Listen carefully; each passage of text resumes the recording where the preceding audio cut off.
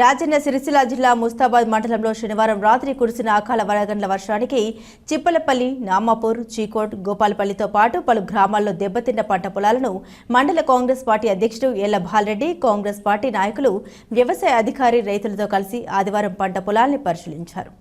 ఈ సందర్భంగా కాంగ్రెస్ పార్టీ నాయకులు మాట్లాడుతూ రాష్ట్ర ప్రభుత్వం నష్టపోయిన రైతులను ఆదుకునే విధంగా అధికారులతో సర్వే చేయించి సీఎం రేవంత్ రెడ్డిని దృష్టికి తీసుకెళ్తామని తెలిపారు. ఈ కార్యక్రమంలో కాంగ్రెస్ నాయకులు, రైతులు గాడిచెర్ల రామచంద్రం, గాడిచెర్ల దేవయ్య, కొమ్మటి శ్రీనివాస్, కొమ్మటి రాజమల్లు, సుద్దాల దేవయ్య, నరేష్, మండల కాంగ్రెస్ నాయకులు, రైతులు ఉన్నారు.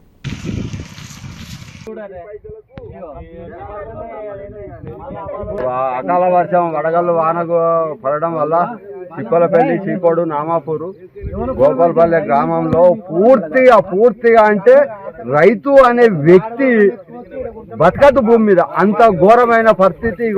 ఒక గొలకు ఒక 10 ఇత్తులు లేకుండా ఏ ప్రభుత్వం చేయలేదు. మరి ఈ ప్రభుత్వం అన్న కాంగ్రెస్ ప్రభుత్వం రైతులకు అండగా ఉండి రైతుకు ఎంత నష్టం జరిగింది, రైతుకు ఏ రకంగా జరిగిందని పూర్తిగా పరిశీలన చేసి రైతుకు మామూలుగా 100% నష్టపరిహారం ఇవ్వాలని మన కాంగ్రెస్ ప్రభుత్వాన్ని కోరుతుంది. వడగల వర్షానికి పంట పూర్తిగా నష్టపోయినాం. 80 నుంచి 90% వరకు మొత్తం నేలమట్టం అయిపోయింది. దాదాపుగా 2 ఎకరాల 10 గుంటల పొలం వర్షాలకు అనుకుంటున్నాం. మా రైతుల తరఫున మేము అందరం కోరుకుంటున్నాం. మొత్తము ఇదిగో ఇట్లా రాలిపోయినాయి మొత్తం.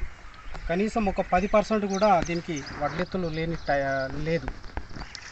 కాబట్టి దయదలిచి ప్రభుత్వం ఏదైనా మాకు సహాయం అందించాలని కోరుచున్నాం.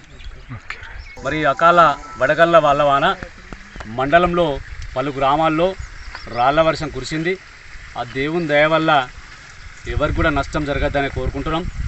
మరి ఎక్కడైతే చిప్పలపల్లి గ్రామంలో చీకోడు, నామాపురం, చిప్పలపల్లి ఈ సరిహద్దుల్లో గోపాలపల్లి కూడా ఈ 4 గ్రామాల్లో మరి పెద్దగా రాళ్ళు పడడం బాధాకరం. ప్రకృతి వైపరీత్యాల వల్ల మరి 6 కాలం కష్టపడినటువంటి రైతులు మరి పంట చేతికొచ్చే సమయంలో రాళ్ళు పడడం దురదృష్టకరం. వాళ్ళకు నష్టం జరిగింది. మరి ఈ ప్రభుత్వం రైతుల పక్షాన రైతులకు అండగా ఉంటుందంటే ప్రభుత్వం మరి ప్రకృతి వైపరీత్యాల వల్ల వడగళ్ల వాన వల్ల నష్టపోయినటువంటి రైతానికి మరి వ్యవసాయ అధికారుల ద్వారా సర్వే చేయించి వాళ్ళకు తప్పకుండా నష్టపరిహారం అందే విధంగా మేము ప్రభుత్వానికి విన్నవించు